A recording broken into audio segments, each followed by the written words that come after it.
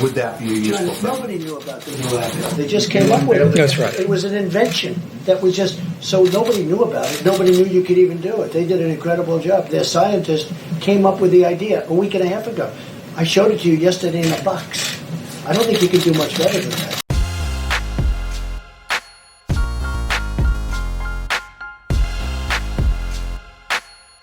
What do you say to Americans who are watching you right now who are scared? I say that you're a terrible reporter. That's what I say. So we have a lot of very angry media all around this room. The statements I made are, I want to keep the country calm. I don't want panic in the country. I could cause panic much better than even you. I would make you look like a minor league player. And they want one of these seats. But because of social distancing, we are keeping them empty. And they are keeping them empty. The logistics You'll be ashamed of yourself. The units that were... The economy is essentially ground to a halt. Thanks for telling us. We appreciate it. Stores have closed. Travel has slowed down. Go ahead. What's the rest of your question? We know that. Everybody in the room knows that. Will there ever be a time when all of those really angry people who don't like me much to start off with, but now they really don't like me. And instead of asking a nasty, snarky question like that, you should ask a real question. He said that impeachment diverted the attention of the government. Do you think that in any way, this was happening and building at the same time, did it divert your attention or your team's attention or the Vice President's attention? Well, I don't like to think I did. I think I handled it very well, but I guess it probably did. I mean, I got impeached. I think, I certainly devoted a little time to thinking about it, right? Will there ever be a time when these seats are full to the brim like it used to be, where people are almost sitting on each other's lap? You gotta be ashamed of yourself. The American people are looking for answers and they're looking for hope. And you're doing sensationalism, and the same with NBC and Comcast. I don't call it Comcast, I call it Concast. Saturday, had a little low-grade fever. So, actually, probably a GI thing. But I'm meticulous. I got a test late Saturday night, and I'm negative. I stayed home another day just... That's really bad reporting. And you ought to get back to reporting instead of sensationalism. Let's see if it works. It might and it might not. I happen to feel good about it, but who knows? I've been right a lot. Let's see what happens.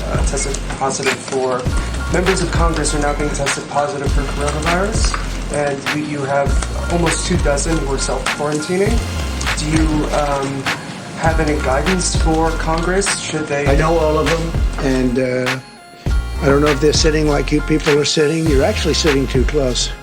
We should probably get rid of about another 75-80% of you. I'll have just 2 or 3 that I like in this room. I think that's a great way of doing it. But you're actually much too close.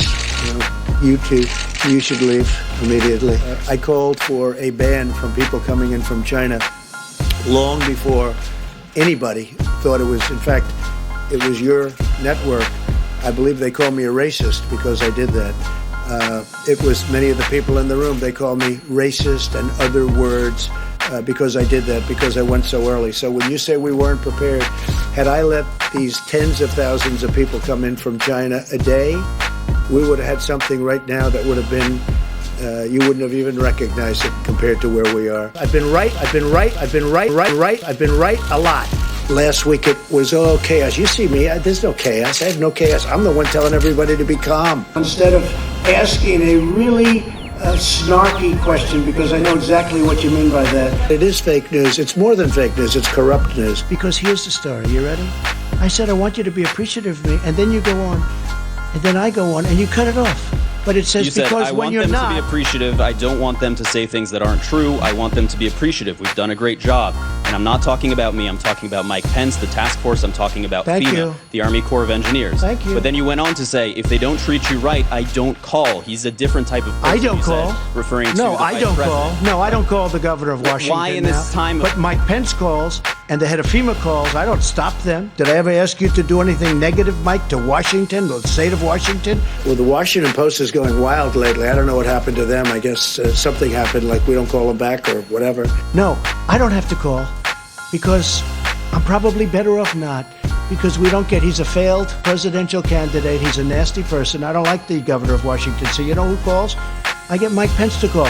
I get the head of FEMA to call. I get the admiral to call. And you know what? Someday, hopefully in 5 years, I won't be here. And that'll be fine. I will have done, I think, a great job, because I don't think anyone's done as much in 3.5 years as I've done. I don't think, and the administration. This administration has done a great job. And you know what?